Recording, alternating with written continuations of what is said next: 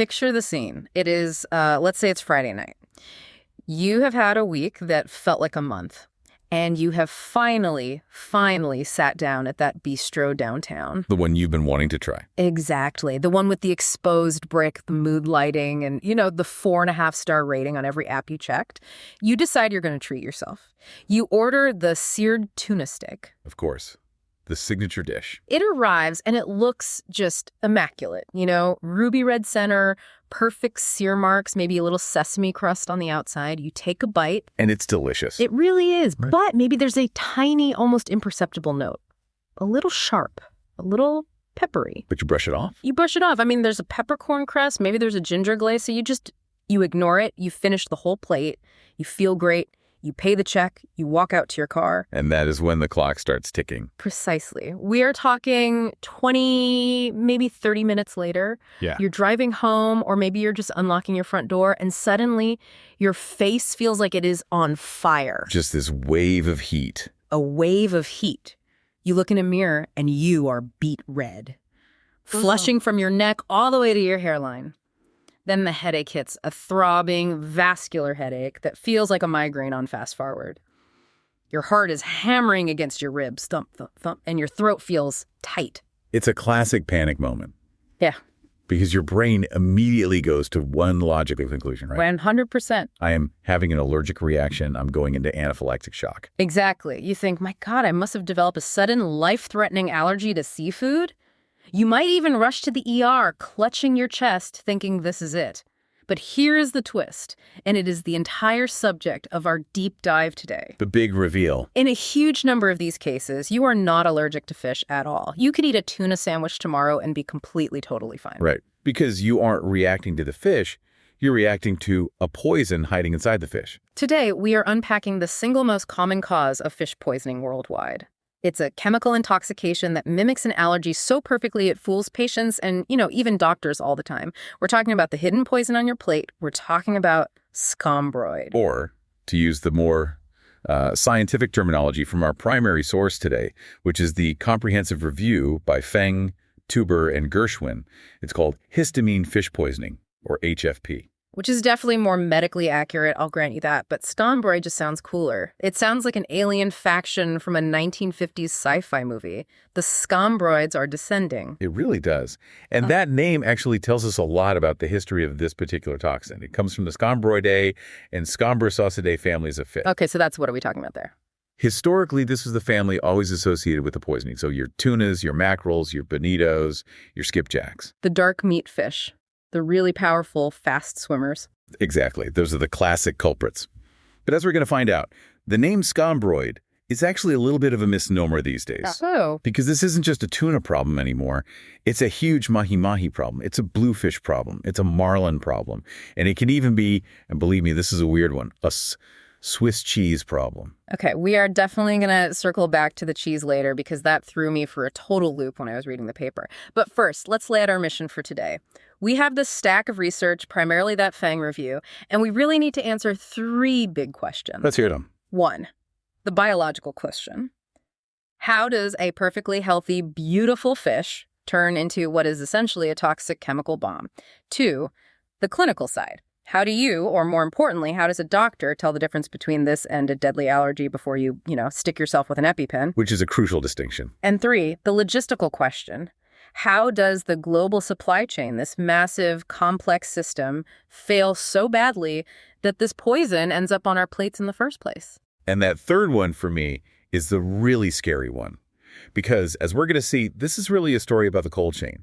It's a story about invisible failures in temperature control that can happen thousands of miles away, days or even weeks before you take that first bite. So let's start at the very beginning. Let's go to the molecular level. I think the biggest misconception here, and I will admit, I certainly had it before reading this paper, is that the fish is bad in the sense that it's diseased. Like the tuna itself was sick. Right, that it had some kind of infection. That's a very common thought. But this is like fugu, the Japanese pufferfish, where the fish naturally contains a neurotoxin called tetrodotoxin that will, kill you if the chef makes one wrong move. A tuna is not naturally poisonous. It doesn't have poison sacs. No, absolutely not. The fish starts out completely innocent.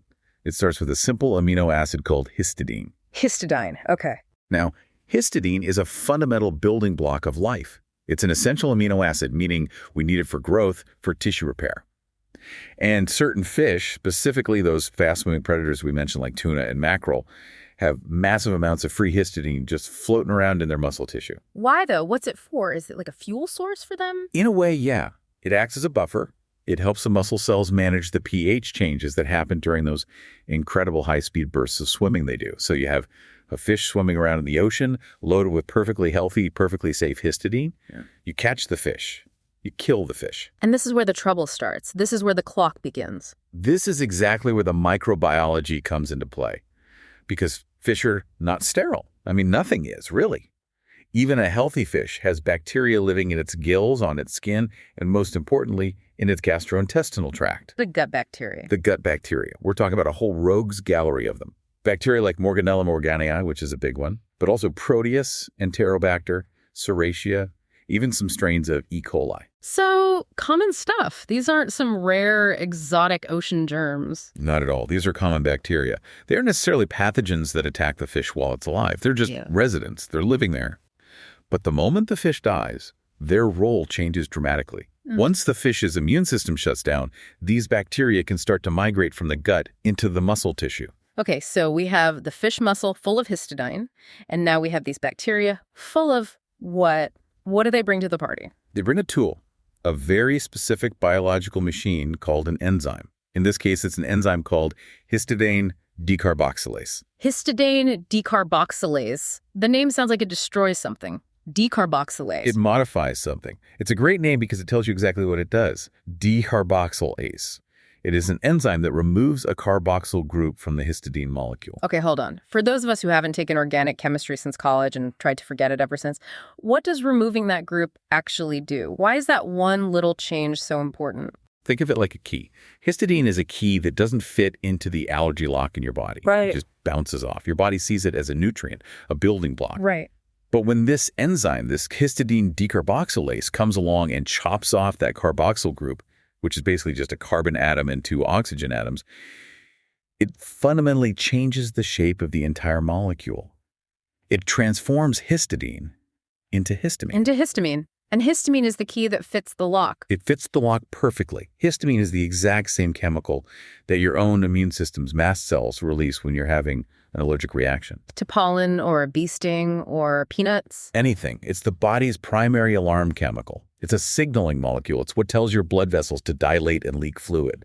That's the flushing and the swelling. It tells your nerves to fire. That's the itching and the headache. It tells your stomach to contract and expel its contents. That's the cramps and diarrhea. So normally my body makes its own histamine to fight off what it thinks is an invader. But in Scombroid poisoning, the bacteria have done all the work for you. They've manufactured the histamine outside of your body, right there in the fish meat. So when you eat that seared tuna steak, you are essentially swallowing a massive, pre-packaged, concentrated dose of pure allergic reaction. You're bypassing your own immune system entirely and just mainlining the end product chemical. That is horrifyingly elegant. Yeah. The bacteria are just little chemical factories. They are incredibly efficient factories, but, and this is the most crucial but in this entire story, they don't run the factory all the time. This is where the cold chain comes in. The trigger? The trigger is temperature. That enzyme, histidine decarboxylase, is very sensitive to temperature. If you keep that tuna on ice at 0 degrees Celsius, which is 32 Fahrenheit or just a little bit below, the bacteria are dormant. They're basically in hibernation. The factory is shut down. The histidine stays histidine. And the fish is perfectly safe to eat. Perfectly safe. But if that fish sits on a hot boat deck or a sweltering loading dock or even just on a kitchen counter for too long and its internal temperature starts to creep up. How warm are we talking? Does it have to be like baking in the sun? Not at all. And that's the scary part. The danger zone starts around 20 degrees Celsius. Which is only 68 degrees Fahrenheit. That's just room temperature. A comfortable room temperature. So if the fish is just cool, but not properly cold, that factory doesn't just turn on, it roars to life. And the speed of production is what makes Scombroid so incredibly dangerous and insidious. Okay, so quantify that for me. How fast are we talking? The research from the Feng paper shows that at temperatures just above 20 degrees C, toxic levels of histamine can form in as little as 2 to 3 hours. 2 hours, that's it. That is a long lunch break for a delivery driver. That's a fish sitting on the counter while the chef preps the rest of the dinner service. It's no time at all. And it gets exponentially worse as it gets hotter. At 35 degrees Celsius, so think a summer day in Florida or, Indonesia, where a lot of this fish comes from, histamine levels can hit 50 parts per million in just 9 hours. By 12 hours, it easily exceeds 500 parts per million.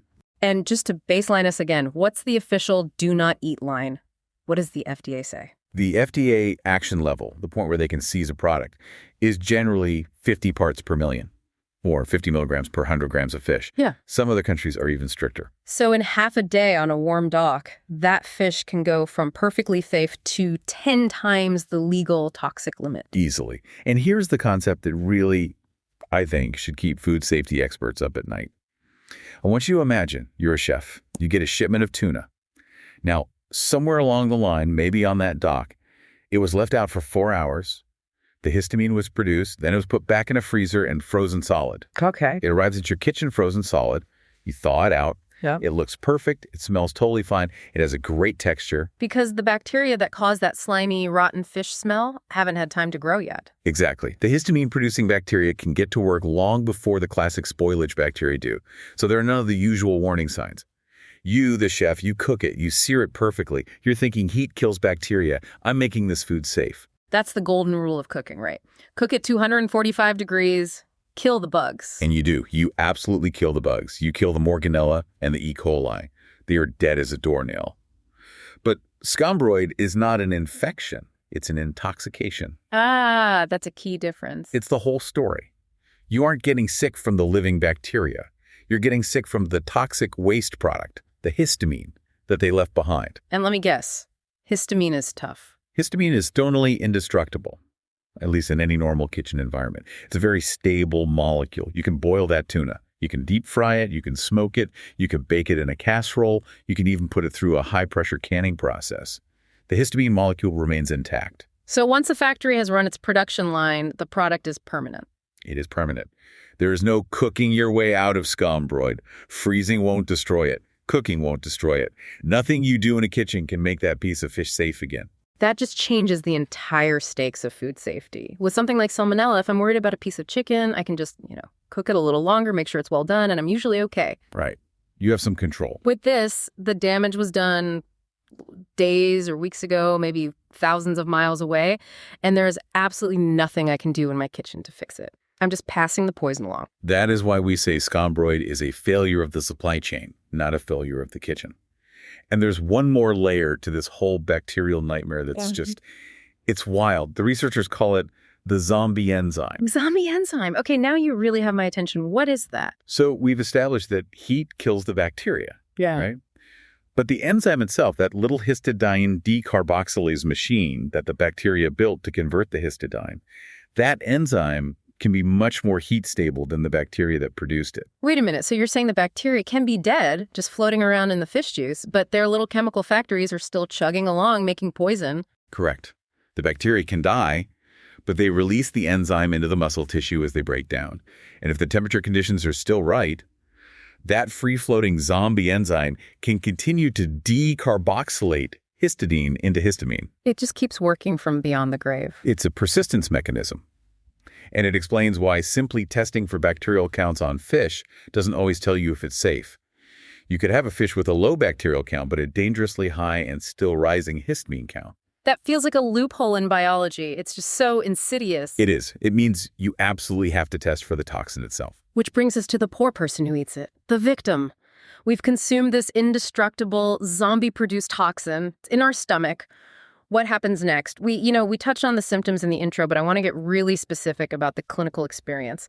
How fast does this really hit? Incredibly fast. I mean, much, much faster than your typical bacterial food poisoning. Yeah. If you eat a bad oyster with Vibrio or chicken with salmonella, you usually have hours, sometimes a full day or more before you start to feel sick. There's a lag time. There's an incubation period. Scombroid hits like a freight train. The onset is typically 20 to 30 minutes after ingestion. Wow. Sometimes people start feeling the symptoms while they're still at the dinner table or paying the check. Which is why everyone's first thought is anaphylaxis. It has that same speed. Precisely. The most common symptom, the one that shows up in almost every case, is that facial flushing we mentioned. It's often described by patients as a sunburn sensation, but without any exposure to the sun. It can spread down the neck, onto the upper torso. Sometimes they call it a V-neck pattern rash. And after the flushing, the gut gets involved. Yes, you'll get abdominal cramps, nausea, vomiting, diarrhea. But what makes it distinct from standard food poisoning is that you also get all those other classic histamine-specific symptoms. The ones that feel like an allergy. Exactly. Palpitations where your heart feels like it's racing or skipping beats. Yeah. Dizziness. And that really characteristic throbbing headache. It's a vascular headache because the histamine is dilating the blood vessels in your brain. Now, the source mentioned a really specific sensory clue, something about the taste of the fish itself. Yes, and this is probably the single most important practical tip for our listeners. In many, though not all cases, patients report a metallic, bitter, or peppery taste in the fish. Peppery, you mentioned that in the intro. If you are eating a piece of tuna or mahi-mahi and it tastes unusually peppery and there's no visible black pepper on it, that is a biological warning siren. That taste is the taste of histamine and other related compounds. You should stop eating immediately. Peppery is not a flavor profile you want in your plain raw ahi tuna. Note taken. Now, for most people, this passes, right? It feels like you're dying, but you don't actually die. For the vast majority of healthy individuals, yes. It's what we call self-limiting. The body's enzymes eventually metabolize and clear the histamine, and the symptoms resolve in about 6 to 8 hours. You might feel lingering malaise, just generally crummy and wiped out for another day or so, but most people recover fully without any major intervention. Most people. But not everyone. The source material had some pretty intense case studies where this went way beyond just a bad night in the bathroom. It did. And while it is rare, it's important to know that Scombroid can be severe, even life-threatening. It can lead to bronchospasm, where your airways tighten up, making it extremely difficult to breathe, similar to a severe asthma attack. And it can affect the heart. It absolutely can. The massive vasodilation can cause a dangerous drop in blood pressure. There was a case study cited of an 80-year-old woman who ate mackerel. Her blood pressure didn't just drop a little bit, it plummeted. They called it severe isolated hypotension. Her blood pressure was 60/40. 60/40, that's shock levels. That's call a code territory in a hospital. It is life-threatening shock, and that was purely from the histamine in the fish. In very rare instances, the stress on the cardiovascular system has even been linked to myocardial infarction, a heart attack. Just from a piece of fish. That's terrifying. There was another big case you mentioned with the French soldiers. Yes, that was a really useful case for researchers because it was a massive outbreak in a controlled group. 71 French soldiers all ate the same batch of yellowfin tuna for a meal. That's a bad day for the whole unit. A very, very bad day for the medic. The data was incredible. 87% of them reported that sensation of warmth or flushing. 83% had headaches. 57% had diarrhea. It was a textbook Scombroid event. And when they finally got around to testing the leftover tuna, What did they find? the mean histamine concentration was 490 milligrams per 100 grams of fish. 490. And the safety limit is 50. 50. So this was nearly 10 times the accepted toxic limit. It was basically a chemical weapon on a plate. But here's where it gets really confusing for me, and the research brought this up. They called it the chemical paradox. Ah, yes, the paradox. This is fascinating. There are all these cases where people get classic, full-blown Scombroid symptoms, the flushing, the heart racing, everything. But when they test the fish, the histamine levels aren't that high. Maybe they're borderline, maybe 60 or 70 ppm. Why does 50 ppm flatten one person, but another person at the same table eats a piece with 100 ppm and feels totally fine? This is one of the most interesting and still developing frontiers of the research. The leading theory is that histamine might need an accomplice. An accomplice, a partner in crime. Exactly. The bacterial spoilage process is not a clean reaction. It doesn't just create histamine. It creates a whole cocktail of other similar chemicals called biogenic amines. And some of these have lovely descriptive names like cadaverine and putrescine. Cadaverine, as in from a cadaver. Yeah. And putrescine, as in putrid. Wow. Scientists really know how to name things to make them sound appetizing. They are, if anything, very accurate. These chemicals are the literal breakdown products of rotting animal tissue. They're what give decomposition its characteristic smell. Okay, so how do these accomplices help the histamine? Well, normally your gut has a defense mechanism. It has an enzyme called DAO diamine oxidase. You can think of DAO as the border patrol in your intestines. Its primary job is to find and break down any histamine you ingest before it can get absorbed into your bloodstream. So if I eat a tomato, which has a little natural histamine, the DAO handles it, no problem. Exactly. It neutralizes it. But the theory is that chemicals like cadaverine and putrescine act as potentiators. They essentially run interference, they distract the border patrol, they potently inhibit that DAO enzyme. So the DAO enzyme is busy fighting off the cadaverine. And while its back is turned, the histamine slips right through the border, completely unchecked, and floods into your system. So the cadaverine holds the door open and the histamine army rushes in. That is a perfect analogy. What this means is that these potentiators make your body much, much more sensitive to the histamine in the fish than it would be otherwise. This completely explains the paradox. It explains why the safe levels of histamine aren't always safe. If that fish is also loaded with cadaverine and putrescine, even a small amount of histamine can trigger a massive reaction. That completely reframes how we should think about testing. It's not just about one number, the histamine level. It's about the entire chemical profile of spoilage. Exactly. It's the whole toxic cocktail. Okay, so let's talk more about the actual culprits. We keep saying tuna and mahi-mahi. Are those really the main villains in this story? In the United States, absolutely. They are the big two. The data shows that tuna and mahi-mahi together account for over 80% of all reported Scombroid cases. 80%. That is a massive majority. Why them specifically? It comes back to that free histidine we talked about at the beginning. They just naturally have incredibly high concentrations of it in their muscle tissue, more so than most other fish. They are preloaded with the raw material for the poison. But they're not the only ones. Oh, not by a long shot. We also see it pretty frequently in escolar, marlin, and bluefish. Sardines and anchovies can also be culprits, especially if they're not handled properly after being caught in those huge nets. Basically, any fish with that dark, reddish, high histidine muscle is a potential suspect. You mentioned salmon is rarely a problem. Very rarely. It's not impossible, but salmon just naturally has much lower levels of free histidine in its muscle. The bacteria just don't have enough raw material to work with to create a toxic dose. Okay, I have to ask again about the Swiss cheese. How on earth does cheese get Scombroid? There's no fish involved. The mechanism is identical. It's not about the fish, it's about the chemistry. Cheesemaking is, at its heart, a process of controlled fermentation, which is basically controlled spoilage. Right, you're using bacteria to change the milk. Precisely.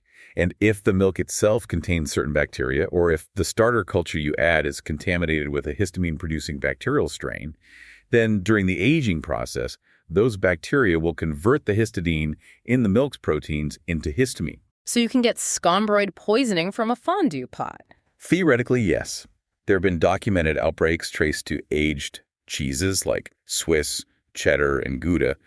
It is much, much less common than with fish, but it absolutely can happen. The hidden poison in your fondue. I've listened to that deep dive. But let's stick to fish for now. Is this problem getting worse? I feel like I hear about it more often now than I did, say, 20 years ago. The statistics definitely suggest that it's on the rise, or at least that reporting is on the rise.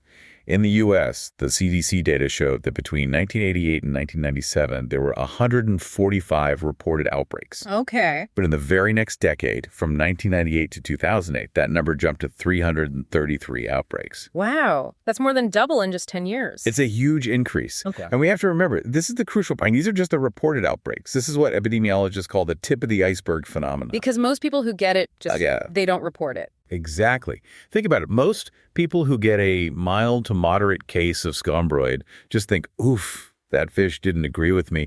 They suffer through a miserable night, maybe take an antihistamine, and they never tell a doctor. They just assume it was a bit of indigestion. Or they go to an urgent care clinic and the doctor, who maybe hasn't seen a case before, says, looks like you have a new fish allergy, misdiagnoses it, and it never gets logged as a poisoning event. That happens all the time. So the true number of cases is likely vastly, vastly higher than what's in the official statistics. And what about geographically? Where are we seeing this most often? In the United States, the traditional hotspots are California, Hawaii, and New York. Which makes sense. It makes perfect sense. Yeah. These are states with long coastlines, high seafood consumption, and massive ports that handle huge volumes of imported fish. That's the perfect storm for Scombroid. Okay, and just to put people's minds at ease a little bit, what's the mortality rate here? We've talked about heart attacks, but how often is this actually fatal? It is extremely, extremely low. The 2015 review we're using as our source notes that there has only been one death reported worldwide in the entire body of medical literature, and there have been 0 reported deaths in the U.S. So while it can make you feel like you are dying, it is almost never fatal. That is reassuring. Now, speaking of diagnosis, this just seems like a nightmare for an ER doctor. A patient comes in, they're bright red, their heart is racing, they say they just ate fish. You have to decide pretty quickly if you're treating a true allergy or a poisoning. It is an absolutely critical differential diagnosis to make because the long-term implications for the patient are completely different and, frankly, life-changing. How so? If it's a true IgE-mediated fish allergy, that patient can likely never eat that type of fish again. They need to be prescribed an EpiPen and taught how to use it. They have to carry it for the rest of their life. Every restaurant menu becomes a potential minefield. But if it's Scombroid... If it's Scombroid, it was just a bad piece of fish. It was a one-off event caused by a failure in the cold chain. They can go out and eat tuna next week and be perfectly fine. It has no bearing on their future health other than maybe being a bit more cautious. So how do they tell the difference in a busy ER? It starts with good old-fashioned detective work, the history taking. The first and most important question to ask is, did anyone else at the table eat the same fish? And if so, are they sick too? Oh, that's so smart, because an allergy is personal. An allergy is an individual's immune system overreacting. It's highly unlikely that 4 people at a table would all spontaneously develop the exact same severe fish allergy at the exact same moment. But if everyone who shared the tuna tartare appetizer is turning red and grabbing their heads... Then it's not a sudden mass allergy outbreak, it's the fish. The fish is the poison. Okay, but what if you ate alone, or no one else had the tuna? Then the next best step is to try and test the fish itself, if possible. If the patient has leftovers, that's gold. But, as we said, smell and look are totally unreliable. You can't just sniff it. You need a lab test to quantify the histamine level. And if it's over that 50 milligram per 100 gram threshold? That's your smoking gun. But there's another problem. The histamine isn't always distributed evenly throughout the fish. One part of a large tuna loin might have been kept colder than another part. So one bite could be safe, and the very next bite could be toxic. Precisely. Which means if you test a leftover piece and it comes back clean, doesn't mean the piece the patient ate was safe. It makes it very tricky. So lab tests take time. They're not always conclusive. The source mentions something called the prick-prick method, which sounded kind of old school but ingenious. It is a very, very clever bit of clinical improvisation. It's often used in allergy clinics when you don't have access to a lab or you need an answer now. Okay, walk me through it. How does it work? All right, so step 1. You take a sample of the suspected bad fish, the one the patient actually ate. You prick the fish with a skin test needle to get some of the fish juice on it, and then you do a standard skin prick test on the patient's arm. Okay. Like a standard allergy test. Yeah. And what are you looking for? A reaction? Yes, you're looking for a wheel and flare reaction, a raised, itchy, red bump. Now, if the patient gets a bump, it tells you that something in that fish is causing a localized histamine reaction in their skin. But that doesn't tell you if it's an allergy or if it's Scombroid. Exactly. It's a trap. Yeah. If I'm allergic to tuna, my skin's mast cells will release histamine and I'll get a bump. If the tuna is just loaded with external histamine, that histamine will directly cause a bump. So a positive test at this stage proves nothing. So we move to step 2. Move to step 2. You go to the grocery store or the hospital cafeteria and you buy a piece of known, good, fresh, safe fish of the same type, another piece of tuna. You then do a skin prick test on the patient with the good fish. Ah, I see. This is the control. So if I'm truly allergic, I should react to the good fish too. Correct. If the patient's arm blows up with a big wheel from the store-bought fresh tuna, then you can be pretty certain they have a true fish allergy. Case closed. But if they don't react to the good fish, but they did react to the bad fish, then it strongly suggests that the problem was with that specific piece of fish, not with the patient's immune system. But to be 100% certain, to really nail the diagnosis, there's a step 3. And this requires a brave volunteer. A volunteer, like a nurse or the doctor themselves. Yes, exactly. A healthy control subject who knows for a fact they are not allergic to fish. You take the original bad fish, prick it, and then you prick the healthy person's skin. Whoa! So if the healthy doctor who eats tuna all the time gets a big itchy bump from that specific piece of fish, then you know without a shadow of a doubt that the fish itself is toxic. It contains enough free histamine to cause a reaction in anyone, allergic or not. That is definitive proof of Scombroid poisoning, and it rules out an allergy for the patient. That is just brilliant. It's like a biological litmus test using a human being. It's so simple and so effective. It is, and it can literally save a patient from a lifetime of anxiety and unnecessary dietary restrictions. Beyond that, there are also some more advanced biochemical markers they can look for in the blood. What are those? The big one is an enzyme called tryptase. Tryptase, okay. Tryptase is an enzyme that is stored inside your mast cells, right alongside your histamine. In a true allergic reaction, when your mast cells are triggered, they degranulate. They basically explode and release all their contents, both histamine and tryptase. So in a true allergy, both histamine and tryptase levels in the blood would be high. Exactly. But in Scombroid, your mast cells are mostly quiet. They're not degranulating. You are just being flooded with external histamine from the fish. So your histamine levels are high, but your tryptase levels are usually normal. That's a key biochemical fingerprint. It is a critical distinction that can help differentiate Scombroid from true anaphylaxis or other mast cell disorders. So the diagnostic triad is look for group sickness, use the prick-prick test, and check for normal tryptase levels. That's how you catch the real culprit. Okay, so we figured out how to diagnose it. We know it's Scombroid. Now I really want to zoom out. We talked about the cold chain in the beginning, and you mentioned that this is really a story about global trade. How does a piece of tuna caught halfway across the world end up toxic on my plate in, say, Nebraska? This is where we have to confront the reality of the supply chain maze. We live in a world where our dinner is completely globalized. The fact is, more than 80% of the seafood consumed here in the U.S. is imported. 80%? That number is staggering. It is, and that means your fish takes a long, complicated, and often tortuous journey to get to you. Let's look at a real-world example from the source material to illustrate this. There was a significant Scombroid outbreak in Louisiana back in 2006. A group of oil refinery workers all got sick after eating tuna steaks at a catered lunch. Okay. The CDC and FDA got involved, and they did the forensic work. They traced that specific batch of tuna. Where did it come from? It was caught by fishing boats in Indonesia. It was then processed and frozen, shipped across the Pacific through the Panama Canal to a distributor in Boston. From Boston, it was put on a truck and transported down to another distributor in Louisiana and then to the caterer. Indonesia to Boston to Louisiana, that is thousands and thousands of miles. That's weeks of travel, multiple changes of hands. Exactly. And at every single one of those steps, on the boat in Indonesia, at the processing plant, at the dock, in the container ship, in the warehouse in Boston, in the back of the truck driving down I-95, at every point, the temperature has to be perfectly and continuously maintained. And if it fails, even just once? If the ice melts for just a few hours on the dock in Jakarta before it gets to the freezer, the clock starts, the bacteria wake up, they make the histamine, then the fish gets frozen solid again. The histamine is locked in, it travels halfway around the world to Boston, it looks fine, it smells fine, but it's already a ticking toxic bomb. It's basically a game of Russian roulette with logistics, and the longer the chain, the more chambers are in the gun. That's a perfect way to put it. And the more hands it passes through, the higher the risk. Each transfer point is a potential point of failure. There was another outbreak in Tennessee traced back to tuna that was harvested in Vietnam. It's the same story over and over again. But surely there are regulations for this. I mean, the FDA must be watching this stuff. Oh, there are regulations. The big one is a system called HACCP, which stands for Hazard Analysis and Critical Control Point. It was implemented for seafood back in 1996. And what does that do? It's a preventative system. It basically says that importers and processors have to identify all the points in their process where a hazard-like temperature abuse could occur.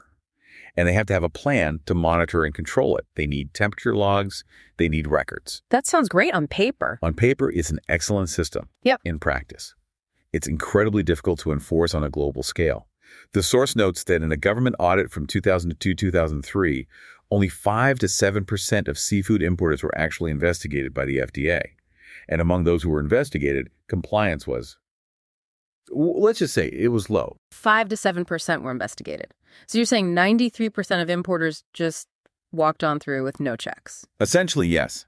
It's an honor system to a large degree, and it's very, very difficult to police the entire ocean and every port in the world. And there's another loophole that the paper brought up that I found particularly concerning. What's that? They call it the sports fisherman loophole. Oh, I missed this part. What is that about? So we have this image of commercial fishing being these big factory trawlers with giant state-of-the-art flash freezers. But a surprising amount of fish, over 20% of some species sold in the U.S., actually comes from sports fishermen, small, private boats. You mean like guys who are out for a recreational fishing trip and they catch way more tuna than they can eat? Exactly. And they sell their excess catch to local restaurants or fish markets. The problem is, these private boats are often exempt from the strict federal HACCP guidelines that apply to commercial vessels. So they don't have the same requirements for temperature monitoring and logging. Right. They might not have a high-tech flash freezing system. They might just throw the fish in a cooler with some bags of ice from a gas station. And maybe that ice melts over the course of a long, hot day. Maybe they stay out a few hours longer than they planned because the fishing is really good. Or maybe they land a huge tuna and leave it on the hot deck for an hour while they fight to reel in the next one. That 1 hour in the sun, that's all the bacteria need to get a serious head start. And then they sell that fish directly to a local restaurant, which markets it as fresh, locally caught. Yes. And because the chain of custody is so much shorter, you might instinctively think it's fresher and safer. Dayboat tuna, hook and line caught. It sounds like a premium product. It sounds fantastic. But if that local boat didn't bleed and ice the fish immediately and properly, that fresh catch could actually be far higher in histamine than a block of tuna that was flash frozen at sea in Indonesia 2 months ago. Several major outbreaks have been traced directly back to these private recreational boats. That really complicates the whole eat local narrative, doesn't it? It's not just about the distance the food travels. It's about the rigor and integrity of the cold chain, whether it's 10 miles or 10,000 miles. Precisely. Scombroid is fundamentally a failure of the cold chain. It is a man-made problem. The fish didn't want to be poisonous. We made it poisonous through carelessness and by not respecting the fundamental biology of spoilage. So let's say the worst has happened. The cold chain failed. The diagnosis is confirmed. You officially have Scombroid. How do we treat it? You mentioned it goes away on its own, but can we do anything to help it along or relieve the misery? Yes, absolutely. The treatment is actually quite straightforward and logical because we know exactly what the poison is. It's histamine. So the primary treatment is antihistamines. Makes sense. Fight fire with water, or in this case, histamine with antihistamines. Doctors will typically give a combination of two types. First are the H1 blockers. These are your standard, everyday allergy medications. Like Zyrtec or Benadryl. Exactly. Cetirizine, which is Zyrtec, or vananhydramine, which is Benadryl. Those are very effective at stopping the flushing, the itching, the hives, and the headache. But for Scombroid, they will almost always add an H2 blocker as well. H2 blockers. Those are for heartburn, aren't they? Like Pepcid or Tagamet? Correct.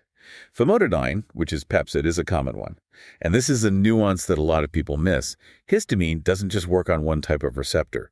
Your skin and blood vessels have H1 receptors, but your stomach lining has H2 receptors. And hitting those H2 receptors is what causes the nausea and the stomach cramps. Exactly. Histamine stimulates acid production in the stomach. So the Benadryl handles the skin and head symptoms, and the Pepcid handles the gut symptoms. Using both together provides much more complete relief. And what about for the really bad cases? The person with the 60/40 blood pressure? For severe hypotension, the first line is aggressive EV fluids to increase the blood volume and bring the pressure back up. In extremely rare life-threatening cases with severe bronchospasm or shock, they might consider using epinephrine, just like in anaphylaxis. But generally, since this isn't a mast cell-driven process, the antihistamines are the real mainstay of treatment. Now, there was a very specific warning in the text about certain high-risk groups, and it wasn't just about elderly people or the immunocompromised. It was about people taking specific common medications. This felt really important for our listeners to be aware of. This is absolutely crucial. If you are taking certain medications, a case of Scombroid that would be mild for someone else can be extremely severe for you. The two big classes of drugs to worry about are isoniazid, which is also called INH. That's a primary drug for treating tuberculosis, right? It is. And the other group is MAOIs, which stands for monoamine oxidase inhibitors. These are an older class of antidepressants. They're not used as much anymore, but some people are still on them. So why do those specific drugs make Scombroid so much worse? Because of how your body detoxifies itself. We talked earlier about that enzyme in your gut, the diamine oxidase, or DAO. That acts as your first line of defense to break down ingested histamine. The Border Patrol. The Border Patrol. Well, those medications, both INH and MAOIs, are powerful enzyme inhibitors. So they shut down the Border Patrol? They shut it down completely. They inhibit the very enzymes your body needs to scrub histamine from your system, not just in the gut, but throughout the body. Oh, I see. So normally, if I eat a piece of slightly bad tuna, my body's enzymes might break down most of the histamine before it can really hurt me. But if I'm taking one of those medications... Your natural defense shield is down. Yeah. You have no ability to metabolize the toxin. So a level of histamine that might give a healthy person a mild headache and a bit of a flush could send someone on an MAOI to the emergency room with severe life-threatening toxicity. That is a very serious drug-food interaction that I bet most people, and maybe even some doctors, don't think about when they order the fish special. It's a huge deal. And the same heightened risk applies to people with certain pre-existing conditions. If you have unstable asthma, that massive flood of histamine can easily trigger a severe bronchospasm. If you have underlying coronary artery disease, the rapid heart rate and drop in blood pressure could potentially trigger a cardiac event. For these high-risk groups, the freshness and proper handling of fish isn't just a matter of preference, it's a critical safety requirement. This has been quite a journey. I mean, we've gone from the molecular level with enzymes and amino acids all the way to the global shipping lanes and the FDA. So what's the final takeaway here? What does this all mean for us, the people who just want to enjoy a nice piece of fish? I think the biggest takeaway for me is that Scombroid serves as this powerful reminder of the invisible history of our food. When you look at a beautiful, perfectly seared piece of tuna on your plate, you're only seeing the final product. You aren't seeing the temperature log from the boat. You aren't seeing the hours it may have sat on a hot dock in a foreign country. You're not seeing its journey. We're putting an immense amount of trust in a very long and complicated system. We are, and 99.9% of the time that system works. But Scombroid is what happens when we get complacent, when there's a weak link in that chain.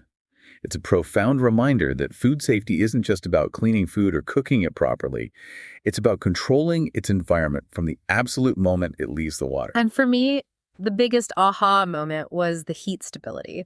The simple, terrifying fact that I can't cook my way out of this problem, that completely changes how I view seafood safety. Absolutely.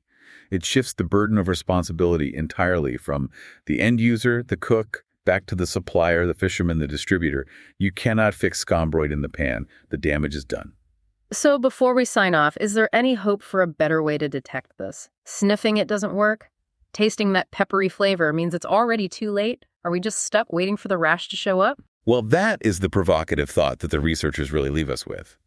Currently, the only way to know for sure if a piece of fish is safe is to test it in a lab using something called high-performance liquid chromatography, or HPLC. Which is not exactly a pocket-sized device you can bring to a restaurant. Not at all. The holy grail for the seafood industry and for consumers would be a cheap, rapid, portable dipstick test for histamine. Imagine a little paper strip you could just touch to your tuna steak before you eat it. If it turns bright red, you send it back. That would be a complete game changer. Excuse me, waiter. My histamine dipstick says this is about 500 parts per million. Until we have that kind of technology, we are relying entirely on the integrity of that invisible cold chain and the diligence and honesty of every single person, from the fisherman in Indonesia to the sous chef in your local bistro. A chain of trust, spanning the entire globe, all for a piece of fish. And just remember, if that tuna tastes peppery, spit it out. It's not a creative seasoning choice, it's a warning. Words to live by. Thanks for listening to this deep dive into the hidden and kind of scary world of Scombroid. We'll catch you on the next one. Stay safe and stay curious.